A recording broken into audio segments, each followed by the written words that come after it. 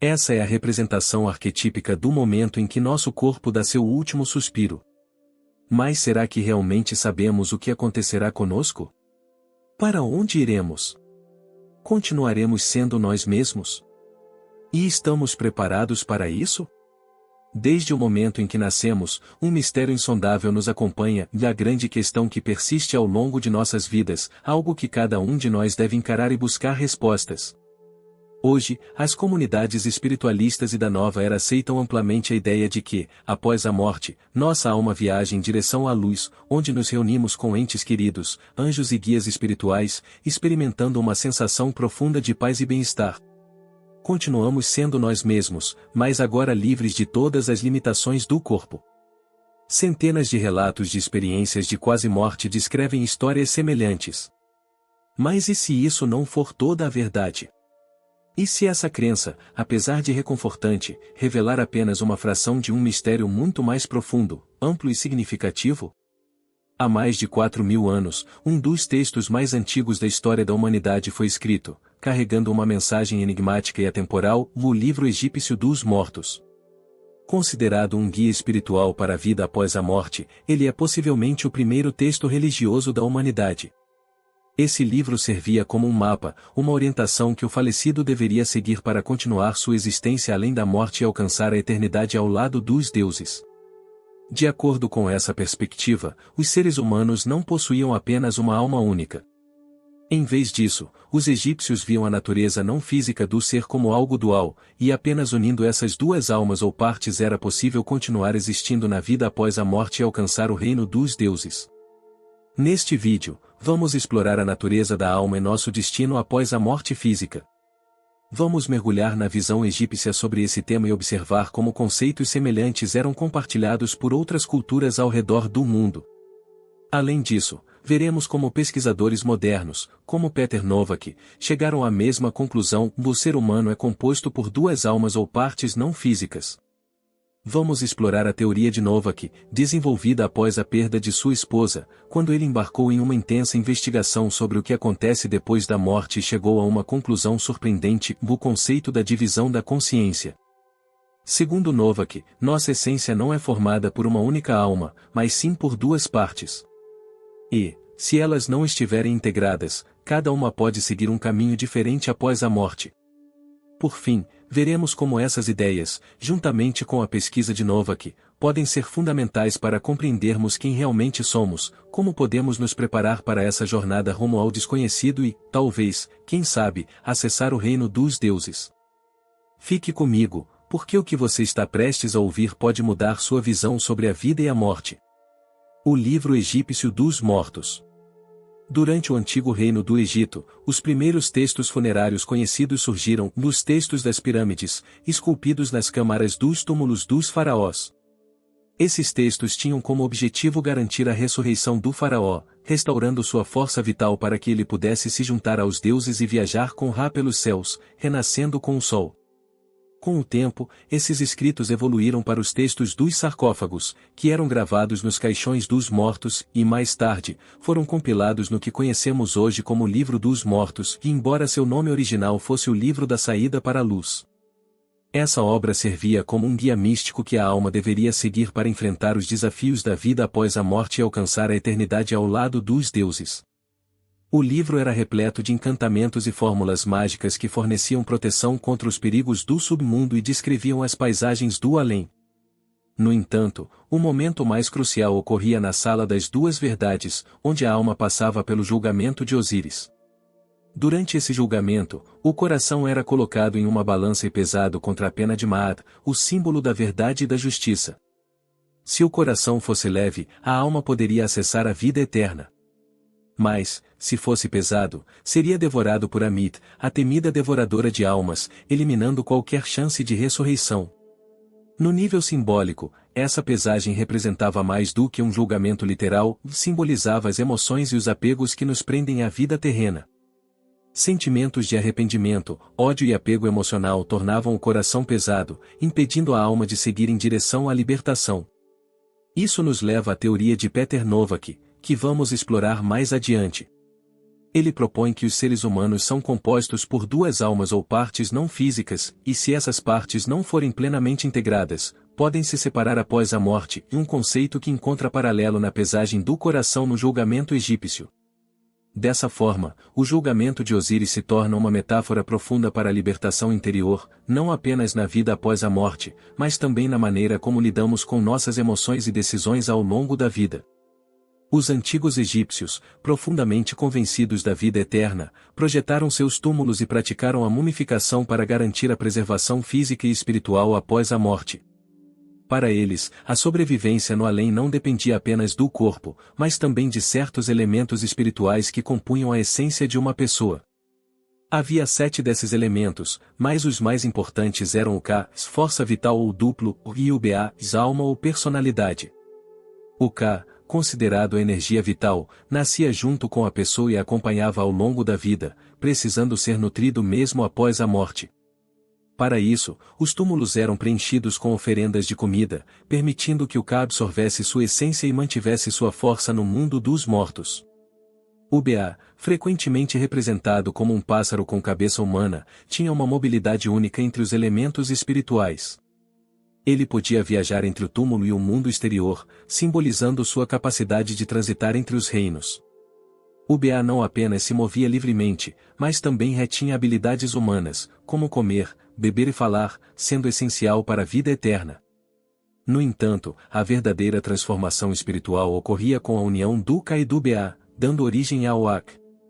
Essa fusão era o passo final para a eternidade, transformando o falecido em um ser glorificado e imortal. O Ak representava a transfiguração para um estado divino, uma forma eterna que existia em comunhão com os deuses e o cosmos. Nem todos conseguiam alcançar essa exaltação, ou apenas aqueles que viveram em harmonia com Maat e passaram pelo julgamento do coração poderiam atingi-la. Os que alcançavam essa união transcendiam as limitações do corpo e podiam viajar com Ra em sua barca solar, navegando pelos céus e pelo submundo, adquirindo acesso à existência eterna e compartilhando do poder celestial reservado aos deuses. Essa ideia de reunificação foi central nas práticas funerárias egípcias, garantindo que os dois aspectos da alma se unissem para a vida eterna. O autor, psicólogo e pesquisador Peter Novak dedicou décadas ao estudo desses antigos ensinamentos.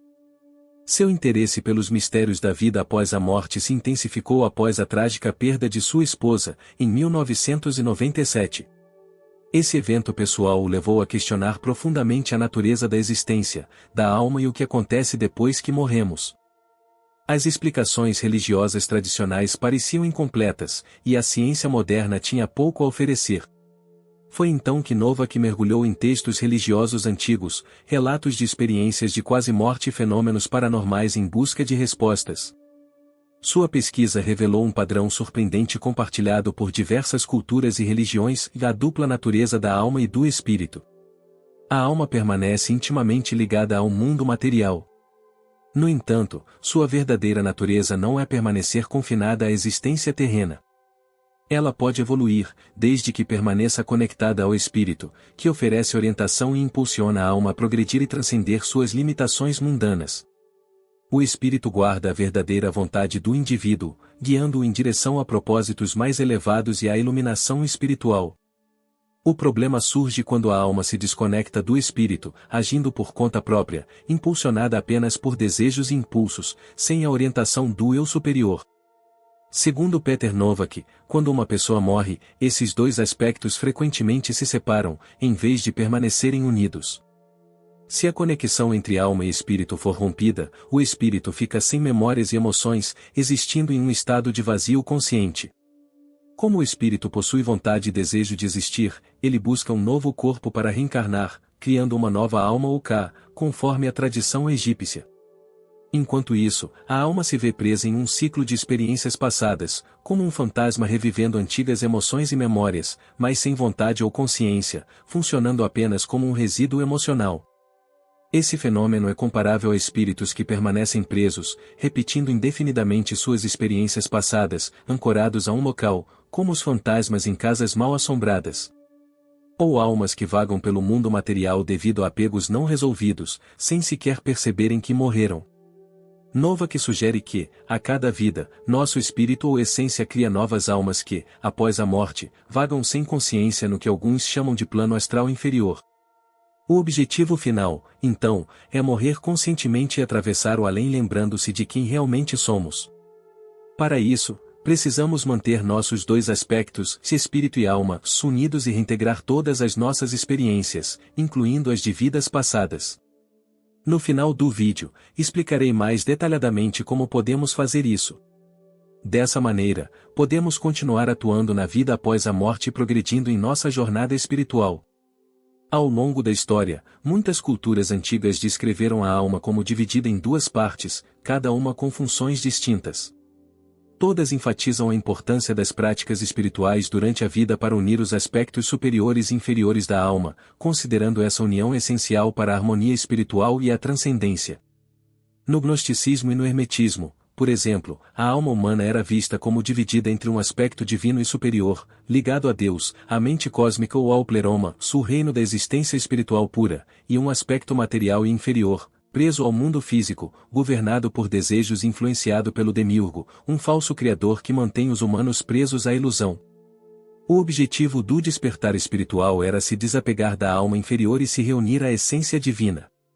Muitas tradições esotéricas ainda seguem essa ideia, ensinando que devemos nos libertar das distrações mundanas para redescobrir nossa verdadeira natureza.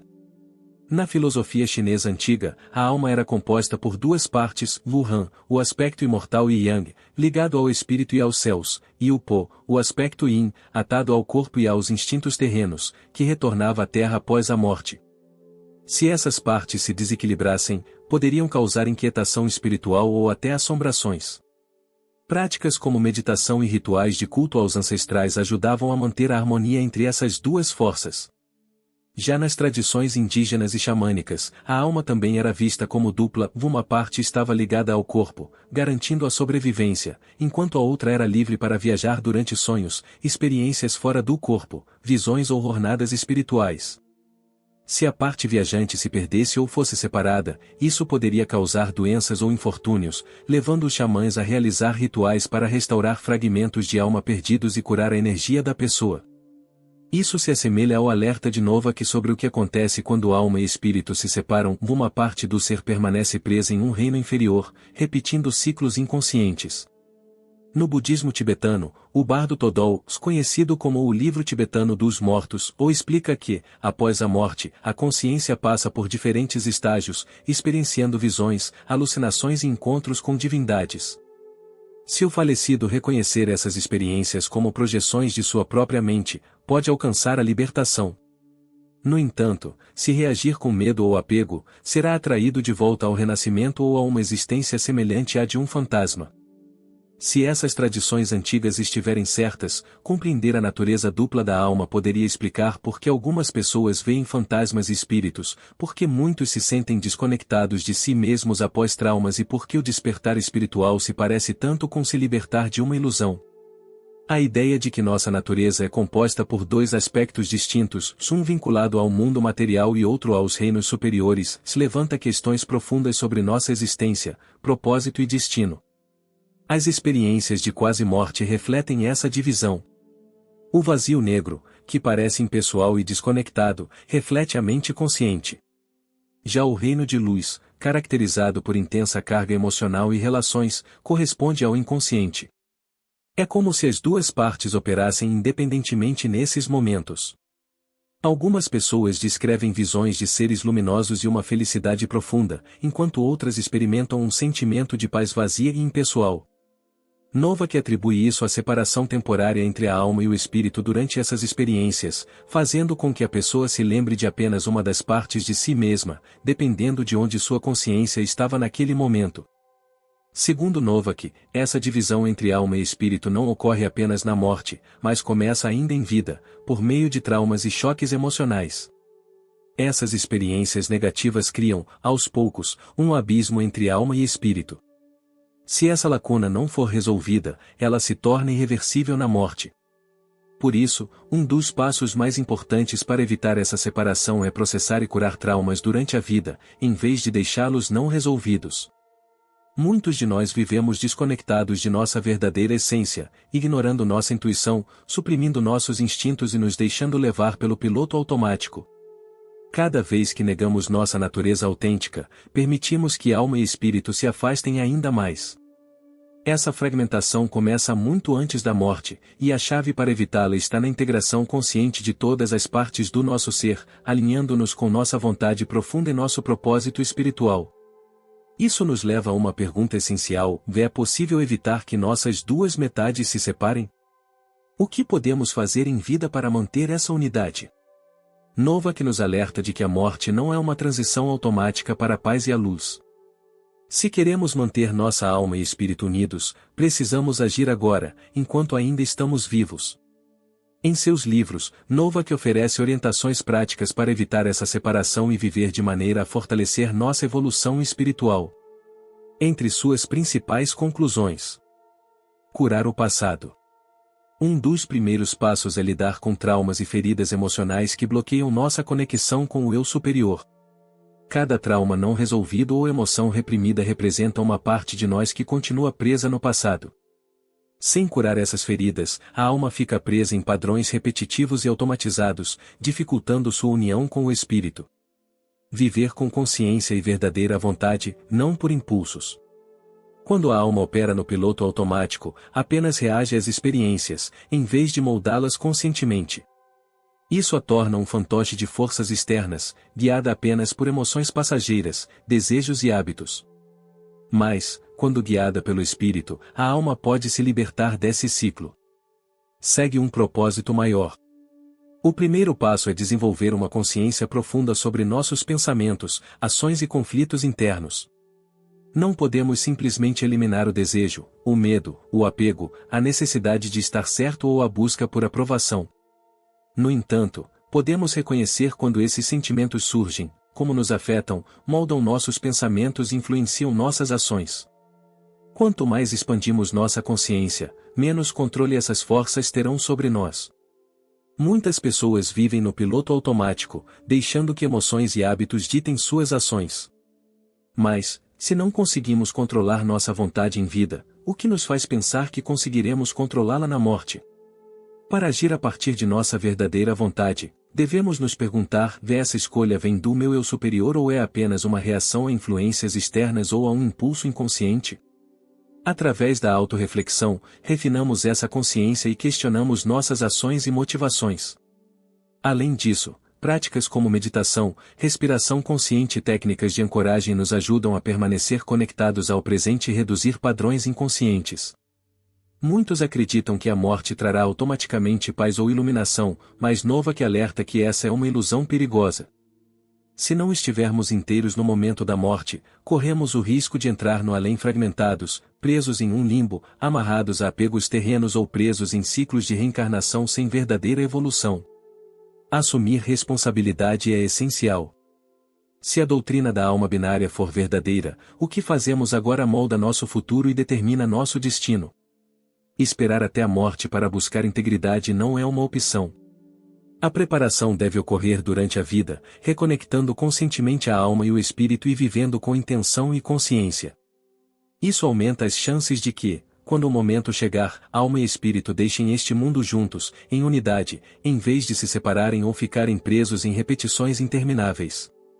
Novak sugere que a reencarnação frequentemente ocorre sem evolução real, pois esquecemos tudo de uma vida para outra. E o que acontece com o que é esquecido? Fica preso no tempo. Ao lembrar e integrar experiências passadas, recuperamos esses fragmentos perdidos e evitamos que a alma inconsciente se perca. Cada vida que vivemos deixa para trás pedaços esquecidos de nós mesmos e lições não aprendidas, bagagens emocionais, feridas não curadas e apegos. Recordar vidas passadas pode ser uma ferramenta poderosa para reconectar a alma ao espírito. Práticas de regressão ajudam a descobrir padrões que carregamos de encarnações anteriores. Meditação e introspecção trazem à tona aspectos ocultos do nosso ser. Perdão e reconciliação, tanto conosco quanto com os outros, nos libertam de enredos kármicos. O objetivo não é apenas lembrar, mas curar e integrar essas experiências, garantindo que nada permaneça fragmentado quando fizermos a transição desta vida para a próxima. Assim como dormimos todas as noites e passamos por uma pequena morte e o renascimento, a morte segue um padrão semelhante. Durante o sono, perdemos a consciência e a recuperamos ao despertar e exceto quando nos tornamos lúcidos em um sonho. Da mesma forma, a chave para a morte e a vida está em nosso nível de consciência. Quanto mais expandida for nossa consciência, mais oportunidades teremos de despertar nesta realidade.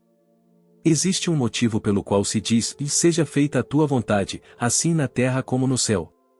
A verdadeira vontade vem do espírito, não de uma mente nublada pelo medo, dúvida ou desejo.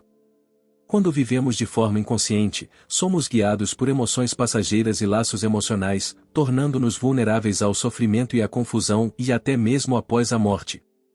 Práticas como sonhos lúcidos e o fortalecimento da autoconsciência, e observando nossas reações emocionais, pensamentos e comportamentos, e ajudam a expandir nossa consciência e preparar nossa alma e espírito para a transição.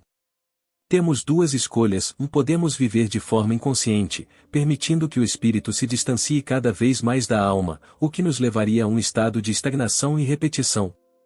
Ou podemos trabalhar em nós mesmos agora, fortalecendo o vínculo entre alma e espírito, vivendo conscientemente guiados por nossa verdadeira vontade. Dessa forma, quando transcendermos a vida física, poderemos fazer a transição de maneira íntegra e completa, rumo a algo maior. Isso também reduz o risco de nos tornarmos meras sombras do que fomos um dia, vagando sem rumo, sem direção ou propósito. Não espere por um momento distante para despertar. Desperte agora. Assuma a responsabilidade por sua alma e seu destino. Viva com intenção, entendendo que cada ação molda seu caminho, e não apenas nesta vida, mas além dela. Você possui um poder imenso sobre sua jornada. Espero que essas informações tenham ajudado você. E lembre-se sempre, o poder dentro de você vai muito além do mundo físico. Você está aqui para despertar para ele.